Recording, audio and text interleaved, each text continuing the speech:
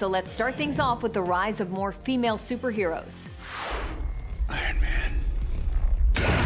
After years dominated by Iron Man, Spider-Man, and Bat and Superman, Wanda, can you read me? get ready for 2021 to be the year of the woman. Ooh, look. New Batwoman.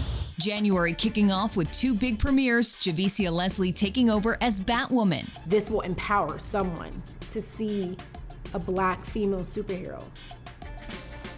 You don't get to see that often. And Elizabeth Olsen reprising her role as Wanda, aka the Scarlet Witch, in the new series WandaVision. It's like a conversation of American sitcom through the decades with a Marvel film, and they're constantly in dialogue with one another. So it's been really fun.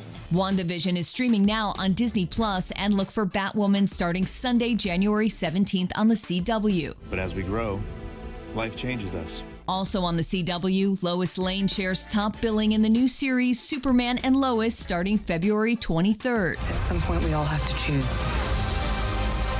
between what the world wants you to be and who you are.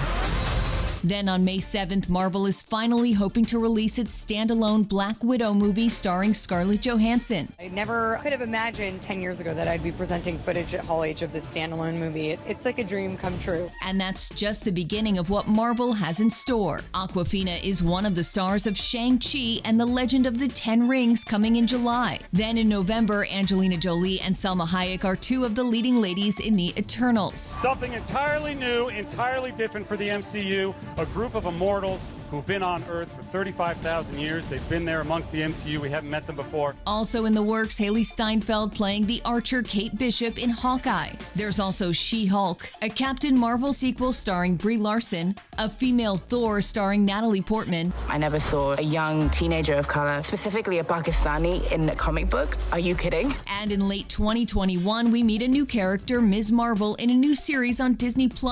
And you are? Catwoman.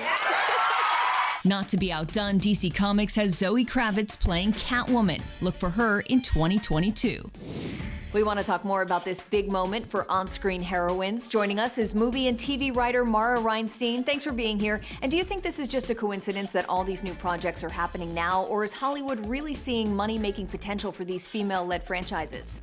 There's no such thing as a coincidence in Hollywood. It's all about what makes money. And right now at this moment, female superheroes are making money. That's why you're seeing movies like Wonder Woman 3 get greenlit. That's why you're seeing Captain Marvel 2 coming out soon. The future is now when it comes to female superheroes. Well, we're not only seeing more female superheroes, but more diversity with actresses like Javicia Leslie and Zoe Kravitz.